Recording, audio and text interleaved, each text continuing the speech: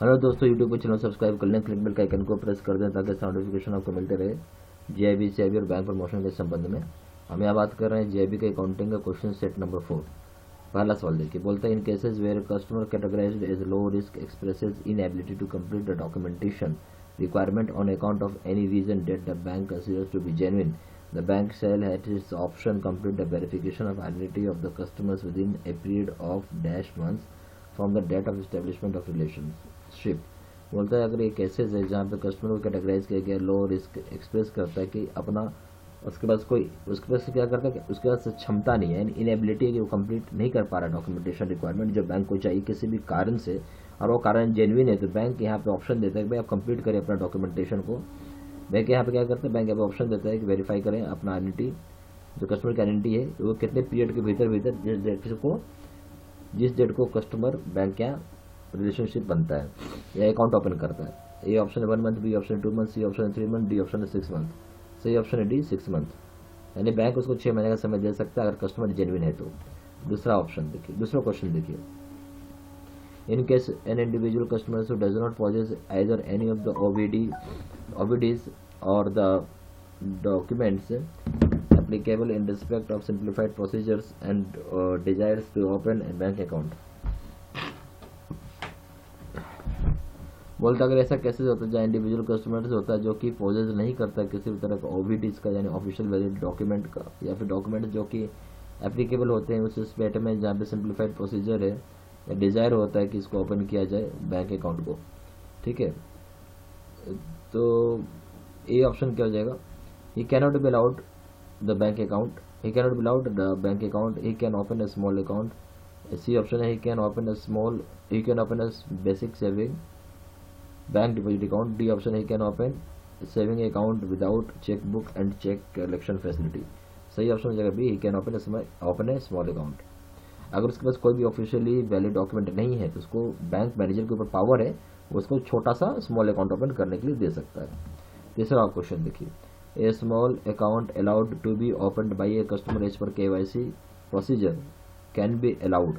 बोलते हैं small account को अलाउ करने का, स्मॉल अकाउंट जो है अलाउड है कि ओपन किया कर सकता है कस्टमर एज पर KYC प्रोसीजर के हिसाब से। ठीक है, पर वो कितने दिन के भीतर अलाउड होगा, मतलब कितने दिन के भीतर आपको KYC पूरा कंप्लीट कर देना actually. Up to 3 months B option, up to 6 months C option है। ठीक है,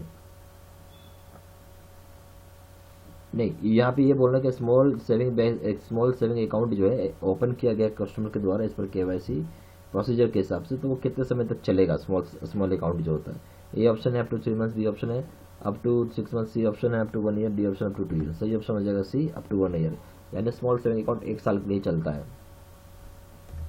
क्वेश्चन नंबर 4 है, under KYC a system of periodic review of risk categorization of accounts within such periodicity being at least once in days shall be put in place। बोलता है जो KYC दायरे में क्या होता है कि जो सिस्टम है पीरियोडिक रिव्यू करने का, खास करके रिस्क कैटेगराइजेशन ऑफ अकाउंट्स का, उसकी पीरियोडिसिटी क्या रहती है, कितने समय में हम उसको रिव्यू करते हैं कि किस कैटेगरी का रिस्क है और उसको हम उस कैटेगरी में डालते हैं। ए ऑप्शन है 3 मंथ्स, बी ऑप्शन है 6 मंथ्स, सी ऑप्शन है 1 ईयर, डी ऑप्शन 2 ईयर्स। सही ऑप्शन हो जाएगा आपका 6 मंथ्स। क्वेश्चन नंबर 5 है, बोलता है periodic updation of proof of identity and proof of address of the customer shall be carried out by the banks under KYC at least once in every dash years for medium risk customers from the date of opening of account last verification under KYC। बोलता है जो periodic updation करना होता है, जो proof of identity और proof of address का किसी भी कस्टमर का जो कि कैरी आउट किया जाता है बैंक के द्वारा KYC के तहत में, वो कितने समय में आपको कर देना होता है, खासकर कि मीडियम रिस्क कस्टमर्स और जिस डेट को अकाउंट ओपन होता है लास्ट वेरीफाई किया जाता है कस्टमर्स का, लास्ट वेरिफिकेशन किया जाता है KYC के तहत में। ए ऑप्शन हो जाएगा आपका अब 2 ईयर्स, बी ऑप्शन हो जाएगा 5 ईयर्स, सी ऑप्शन हो जाएगा 8 ईयर्स, डी ऑप्शन हो जाएगा 10 ईयर्स। सही ऑप्शन हो जाएगा सी 8 ईयर्स। ठीक है, periodic updation of proof of identity and proof of address of the customer shall be carried out by the banks under KYC at least once in every dash years for high risk customers from the date of opening of account last verification under KYC। बोल रहे periodic updation करना होता है proof of identity और proof of address का। ठीक है, किसी भी कस्टमर का जिसको कि हम कैरी आउट करेंगे bank under KYC at least once में, एटलीस्ट कितना साल में हम करना पड़ता है, जो खास करके हाई रिस्क कस्टमर्स को जिस डेट को अकाउंट ओपन होता है लास्ट केवाईसी या फिर लास्ट वेरिफिकेशन हुआ केवाईसी का। ए ऑप्शन है 2 ईयर्स, बी ऑप्शन है 5 ईयर्स, सी ऑप्शन है 8 ईयर्स, डी ऑप्शन है 10 ईयर्स। सही ऑप्शन आ जाएगा ए 2 ईयर्स। क्वेश्चन नंबर 7 है periodic updation of proof of identity and proof of address of the customer shall be carried out by the banks under KYC at least once in every days years for low risk customers from the date of opening of account last verification under KYC। बोलते हैं जो periodic updation होता है proof of identity proof of address का customers का, जो कि carry out किया जाता है बैंक के द्वारा अंडर केवाईसी, मतलब कितने बार करना होता है, कितने साल में करना होता है, खासकर लो रिस्क कस्टमर का जिस डेट को अकाउंट ओपन होता है या लास्ट वेरीफाई किया जाता है केवाईसी के तहत। ए ऑप्शन है 2 ईयर्स, बी ऑप्शन है 5 ईयर्स, सी ऑप्शन है 8 ईयर्स, डी ऑप्शन है 10 ईयर्स। सही ऑप्शन आ जाएगा D 10 years. Question number 8 in existing accounts where KYC requirements has not been fulfilled by customers, the option of partial freezing, not only credit, no debit, shall be exercised by the bank after giving due notice of months followed by a reminder for fulfillment for further of days to the customers to comply the KYC requirements। बोलता है कि जो existing account होता है जहाँ पे KYC के requirement अगर पूरी तरीके से फुलफिल नहीं किया गया है तो यहाँ ऑप्शन होता है कि पार्सल फ्रीज कर दीजिएगा, यानी पैसे अकाउंट में आएंगे तो सही पर आप निकाल नहीं पाएंगे। ठीक है, तो इस केस में जो एक्सरसाइज किया जाता है बैंक कितने नोटिस देता है, कितने महीने की नोटिस देगा, उसको फिर कितने महीने की रिमाइंडर की नोटिस देता है किसी भी कस्टमर्स को, ताकि वो कंप्लाई कर सके केवाईसी की रिक्वायरमेंट। ए ऑप्शन है 1 मंथ, बी ऑप्शन है 2 month 3 month, C option 3 month, D option है 6 मंथ 3 मंथ। सही ऑप्शन आ जाएगा सी 3 मंथ। क्वेश्चन नंबर 9 है बोलता है in existing accounts where the KYC requirement has not been fulfilled by the customers all debits and credits shall be disallowed after dash months of the use of option of partial freezing. बोलता है क्या कि अगर ऐसा existing account में जहाँ पे KYC की रिक्वायरमेंट को पूरी तरीके से फुलफिल नहीं किया गया है कस्टमर के द्वारा, जितना भी डेबिट यानी सारा डेबिट और सारा क्रेडिट जो है उसको डिसअलाउ किया जाएगा कितने महीने, मतलब कितने समय के बाद या कितने महीने के बाद, जहाँ पे यूज किया जा रहा option partial freezing. A option 1 month, B option 2 month, C option है 3 मंथ, डी ऑप्शन है 6 मंथ। सही ऑप्शन आ जाएगा डी 6 मंथ्स।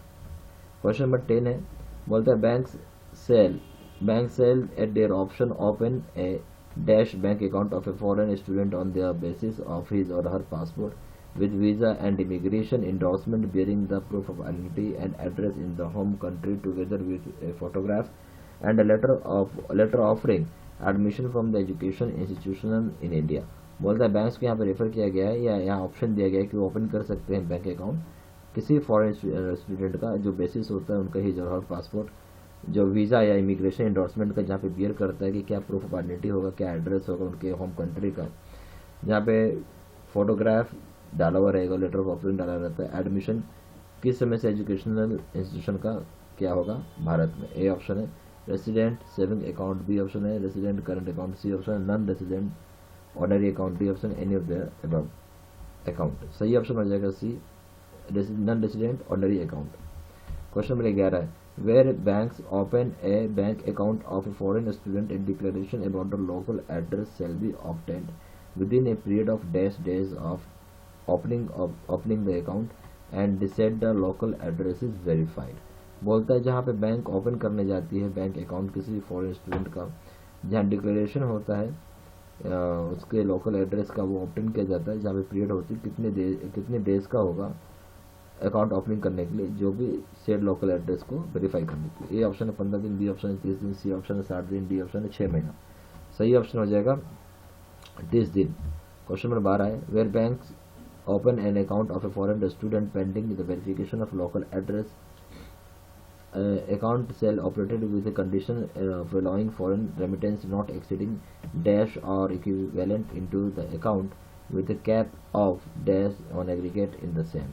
बोलता है कि जो बैंक होता है वो अलाउ करती है बैंक अकाउंट ओपन करने के लिए किसी फॉरेन स्टूडेंट को जहाँ पे डॉक्यूमेंट जो है या लोकल एड्रेस का जो डॉक्यूमेंट है वो पेंडिंग है वेरिफिकेशन के लिए, अकाउंट ऑपरेट होगा और इस कंडीशन पर होगा जो फॉरेन रेमिटेंस है वो एक्सीड नहीं करना चाहिए कितना डॉलर से, और वो या फिर इक्विवेलेंट होगा अकाउंट के इंडियन रुपीज़ के इक्विवेलेंट में, जहाँ पे कैप लगा दिया, मैक्सिमम अमाउंट क्या होगा एग्रीगेट उसी चीज़ का सेम में। A option US dollar 500 rupees हो गया 25,000, बी ऑप्शन है US dollar 10,000 rupees 50,000, C option US dollar 15,000 rupees 25,000, US dollar 20,000 rupees 1 lakh. सही ऑप्शन हो जाएगा B US dollar 10,000 rupees 50,000। Question 13 है under KYC banks are required to maintain all necessary records of transactions between the banks and the customers both domestic and international for at least days from the date of transactions. बोलता है जो KYC का जो requirement है जहाँ पे bank को जरूरी है कि मेंटेन करेगा सारा नेसेसरी रिकॉर्ड्स जो भी ट्रांजेक्शंस का होता है बैंक्स और कस्टमर्स के बीच में, या फिर डोमेस्टिक या फिर इंटरनेशनल कस्टमर्स के बीच में कम से कम कितने समय के लिए, जहाँ पे जो डेट होता है ट्रांजेक्शन का, कितने डेट ऑफ ट्रांजेक्शन के लिए। A option 2 years, B option 3 years, C option 5 years, D option 10 years. सही ऑप्शन हो जाएगा 5 ईयर्स। क्वेश्चन नंबर 14 है under KYC banks are required to preserve the records pertaining to the identification of the customers and their address obtained while opening the account and during the course of business relationship for at least dash years after the business relationship is ended।